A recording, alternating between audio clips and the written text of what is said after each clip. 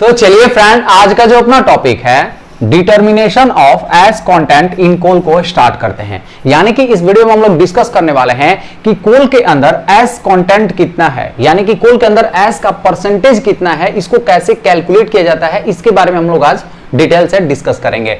तो देखिए, S content find out करना ये क्या है, हमारा पार्ट ऑफ प्रोक्सीमेट एनालिसिस। हम लोग अल्टीमेट में भी एस फाइंड आउट करते हैं, लेकिन हम लोग अभी इसका प्रोसीजर देखेंगे कि इसमें तो प्रोक्सीमेट एनालिसिस में एस का कंटेंट कैसे फाइंड आउट किया जाता है, इसके बारे में हम लोग डिटेल से डिस्कस करेंगे। तो हमारे साथ बने रहिए, पूरे एंड तक वीडियो देखिएगा, बहुत ही इंफॉर्मेटिव वीडियो होने वाला है। तो चलिए इस वीडियो को करते हैं स्टार्ट।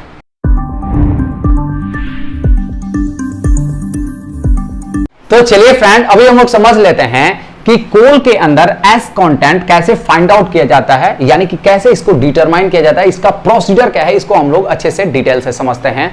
तो सबसे पहले हम लोग ये समझते हैं कि एस कंटेंट होता क्या है, यानी कि कोल के अंदर एस किसे कहा जाता है। तो देखिए, जैसा कि हम लोग जानते हैं कि कोल के अंदर दो टाइप का मटेरियल पाया जाता है, जिसमें एक होता है कंबसिबल एलिमेंट यानी कि कंबसिबल मटेरियल, और दूसरा होता है नॉन कंबसिबल मटेरियल। कंबसिबल मटेरियल जैसे कि हमारा कार्बन हो गया, वीएम हो गया, ये सब चीज क्या आता है, कंबसिबल मटेरियल के अंदर आता है। और नॉन कंबसिबल मटेरियल वो मटेरियल होता है जो कि कंबस्शन उसका नहीं होता है। तो नॉन कंबसिबल मटेरियल को ही हम लोग एस बोलते हैं, यानी कि कोल को जलाने के बाद जो चीज भी रेसिड्यू बच गया है, जो जला नहीं है, उसको हम लोग क्या बोलेंगे, एस कंटेंट बोलेंगे। तो देखिए, एस कंटेंट को हम लोग क्या बोलते हैं, कोल कंबस्टन रेसिड्यूअल्स भी बोलते हैं, यानी कि इसको शॉर्ट में हम लोग एस कंटेंट को CCR भी बोल देते हैं, यानी कि कोल कंबस्टन रेसिड्यूअल। तो अभी हम लोग देखेंगे कि इस एस कंटेंट को कैसे फाइंड आउट किया जाता है। तो जैसा कि हम लोग जानते हैं कि कोल को हम लोग कंबस्टन कराएंगे, उसके बाद ही जो रेसिड्यू बचेगा उसी को क्या बोलते हैं, एस कंटेंट बोलते हैं। तो देखिए, किसी भी कोल के अंदर से अगर आपको एस कंटेंट फाइंड आउट करना है तो सबसे पहले उस कोल का आपको सैंपल कलेक्शन करना है। तो हम लोग ऑलरेडी डिस्कस कर चुके हैं कि सैंपल कलेक्शन कैसे किया जाता है, उसका कोन एंड क्वार्टरिंग कैसे होता है, उसके बाद जो हमारा फाइनल कोन एंड क्वार्टरिंग से जो सैंपल मिला है उसको कैसे हम लोग बारीक पीस करके 212 माइक्रोन से सीव करके उसको हम लोग छान लेते हैं। यानी कि जो हमारा फाइनल सैंपल मिलता है वो क्या है, 212 माइक्रोन साइज का रहता है, एकदम पाउडर फॉर्म टाइप का रहता है। और उसमें से हम लोग क्या करेंगे, सैंपल कलेक्ट करेंगे। जिसी भी कोल का अगर आपको निकालना है एस कंटेंट, उसको पहले इस प्रोसीजर से आपको पास आउट करवाना है और वो जो है आपको फाइनली सैंपल मिलता है। तो मान लीजिए हम लोग क्या करेंगे, एस कंटेंट फाइंड आउट करना है, उसको हम लोग 212 माइक्रोन से सीव कर लिए। तो जैसे ही कोल को 212 माइक्रोन के जो सीव है उससे हम लोग पास आउट करवाते हैं, तो हम लोग को फाइनली कोल का सैंपल मिल जाता है और यहां से हम लोग को डिजायर्ड अमाउंट में, डिजायर्ड एनालिसिस के लिए हम लोग कोल सैंपल ले लेते हैं। तो मान लीजिए अगर आपको कोल का एस कंटेंट फाइंड आउट करना है तो हम लोग को वहां से 1 ग्राम सैंपल का जरूरत पड़ेगा, यानी कि हम लोग वहां से क्या करेंगे, 1 ग्राम सैंपल कलेक्ट करेंगे। और इस सैंपल को हम लोग कहां पे रखते हैं, तो हम लोग एक क्रूसिबल के अंदर रखते हैं। सबसे पहले हम लोग क्या करेंगे, इस क्रूसिबल का वेट कर लेंगे, यानी कि वेइंग मशीन में इस क्रूसिबल का हम लोग खाली वेट करेंगे। तो इसका मान लीजिए वेट कितना है, इसका वेट मान के चलते हैं कि हमारा 24.74 इसका वेट है, इसका ग्राम में, ठीक है। क्रूसिबल का वेट को आप W1 लिख सकते हैं, इसको मान लीजिए हम लोग W1 लिख दिए। अब हम लोग क्या करेंगे, इस क्रूसिबल के अंदर ये जो कोल सैंपल है इसके अंदर रख दिए, यानी कि हमारा जो सैंपल का वेट है वो कितना है, 1 ग्राम है सैंपल वेट, ठीक है। अब हम लोग क्या करेंगे, ये जो कोल है इसको हम लोग बर्न करेंगे, तभी तो जो कंबसिबल एलिमेंट है वो क्या होगा, जलेगा। तो इसको बर्न करने के लिए हम लोग क्या करते हैं, इस क्रूसिबल को फर्नेस में रखते हैं और उस फर्नेस में हम लोग टेम्परेचर कितना मेंटेन करते हैं, तो फर्नेस के अंदर टेम्परेचर हमारा 810 degree Celsius plus minus 10 degree Celsius होता है। यही समझ लीजिए कि कोल का इग्निशन टेम्परेचर से ऊपर आप टेम्परेचर रखेंगे तभी कोल बर्न होगा, ठीक है। तो लगभग हमारा 750 डिग्री सेल्सियस या वो अकॉर्डिंग टू कोल होता है, तो 750 डिग्री सेल्सियस तक भी इग्निशन टेम्परेचर आता है। वैसे तो आपको 550 पे भी कुछ कोल जल जाता है, कुछ 650 पे जलता है। हम लोग फर्नेस के अंदर इतना टेम्परेचर मेंटेन करते हैं कि आप चाहे कोई भी कोल का सैंपल लिए हो, इससे ज्यादा उसका इग्निशन टेम्परेचर हो ही नहीं सकता है। तो मान लीजिए हम लोग कितना रखें, 810 degree Celsius plus minus 10, plus minus 10 का मतलब कि 800 से लेकर के 820 डिग्री सेल्सियस आप उस फर्नेस के अंदर टेम्परेचर मेंटेन करेंगे, ठीक है।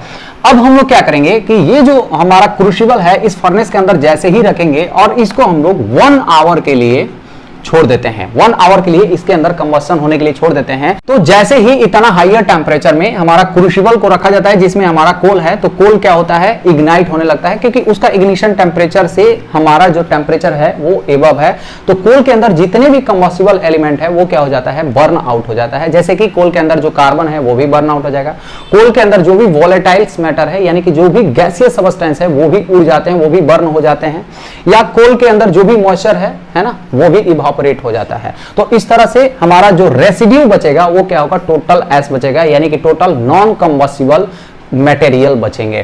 तो हम लोग 1 घंटे के बाद हम लोग क्या करेंगे कि ये क्रूसिबल को फिर से बाहर निकालेंगे। ठीक है, मान लीजिए हम लोग क्रूसिबल को बाहर निकाले और इस क्रूसिबल का फिर से हम लोग वेट करेंगे, यानी कि वेटिंग मशीन में हम लोग इसका वेट करेंगे। तो इसका वेट मान लीजिए कितना आ रहा है, जैसे हमारा टोटल वेट अभी देखेंगे तो कितना है, 24 है प्लस 1 है यानी 25.7 है। तो इसका जब हम लोग वेट कर रहे हैं वो मान लीजिए आपको कितना आ रहा है, 25.44 ग्राम आ रहा है। क्योंकि कभी भी जब यहां से कुछ उड़ेगा, volatile matter, fix carbon, moisture उड़ेगा तो इसका वेट कम ही होगा, है ना। तो ये हमारा आ गया कौन सा, क्रूसिबल का वेट आफ्टर बर्निंग, इसको हम लोग WT लिखेंगे। तो यहां पे अगर एस कंटेंट फाइंड आउट करना है तो हम लोग क्या करेंगे, जो रेसिड्यू बचा है उसको डिवाइड कर देंगे कोल सैंपल से, इंटू 100 कर देंगे तो हमारा परसेंटेज ऑफ एस मिल जाएगा। यानी कि परसेंटेज ऑफ एस अगर आपको फाइंड आउट करना है तो इसका फॉर्मूला क्या होता है कि वेट ऑफ रेसिड्यू, है ना, और डिवाइड कर देना है कोल सैंपल इनटू 100। ठीक है, वेट ऑफ रेसिड्यू कैसे निकाल सकते हैं, वेट ऑफ अगर रेसिड्यू निकालना है तो आपको यह पता है कि कोल जलने के बाद विद हमारा क्रूसिबल इतना वेट है। ठीक है, इसके अंदर एस भी है। ठीक है, अगर आप इसमें से जो क्रूसिबल का वेट है यानी खाली क्रूसिबल का वेट है उसको घटा देंगे तो आपको यह पता चलेगा कि इस क्रूसिबल के अंदर एस कंटेंट कितना है। हम लोग जैसा कि जानते हैं कि इतना क्रूसिबल का वेट है और जो हम लोग कंबस्शन कराने के बाद जो क्रूसिबल प्लस एस का वेट इतना है, तो हम लोग इसमें से क्या करेंगे, इसको घटा देंगे तो हम लोग को टोटल कितना एस कंटेंट इस क्रूसिबल के अंदर है वो आपको पता चल जाएगा। यानी कि W2, इसको हम लोग ऐसे ही लिख सकते हैं, W2 यानी कि weight of crucible with S after burning आप बोल सकते हैं, और माइनस कर देना है वेट ऑफ हमारा क्रूसिबल एम्प्टी कंडीशन। तो हमारा कितना है, W1 है, और डिवाइड क्या कर देना है, कोल सैंपल। कोल सैंपल आपका कितना है, आप लिख देता हूं कोल सैंपल। ठीक है, और इंटू कर देना है 100 से। अब आप इसको कैलकुलेट भी कर सकते हैं, तो हमारा ये कितना है 25.44 और माइनस कितना कर देना है आपको 24.74 और डिवाइड किससे करना है, कोल सैंपल कितना है 1 ग्राम है, आप 1 लिख दीजिए, और इनटू 100। इसको जब आप सॉल्व करेंगे तो कितना आ जाएगा, तो देखिए 25.44 माइनस 24.74 इसको करेंगे तो आपको कितना आ जाएगा, ये 44 यानी कि 0 हो जाएगा, और ये 7 है, ये 14 यानी कि 7 हो जाएगा पॉइंट, ये 24 हो जाएगा यानी 0, यानी कि 0.70, ये 1 का तो कोई मतलब नहीं रहेगा, और 0.70 इंटू 100 यानी कि 70% आपको एस कंटेंट मिल गया। यानी कि जिस सैंपल को हम लोग लिए हैं उसके अंदर एस कितना है 70% है, यानी कि 70% हमारा कोल को कंबस्शन करने के बाद रेसिड्यू बच रहा है, यानी कि कोल कंबस्शन रेसिड्यू हमारा कितना है, एस कितना है, यानी कि 70% है। तो इस तरह से हम लोग कोल के अंदर से एस कंटेंट फाइंड आउट करते हैं। उम्मीद करता हूं ये वीडियो आप लोगों को अच्छे से समझ में आ गया होगा। अगर मेरा वीडियो आप लोगों को अच्छा लगा, इंफॉर्मेटिव लगा, तो प्लीज मेरे वीडियो को लाइक कर दीजिए। अगर मेरे चैनल पावर पॉइंट डिस्कशन में आप लोग नए हैं तो प्लीज मेरे चैनल को सब्सक्राइब कर दीजिए। चलिए friends, thank you so much.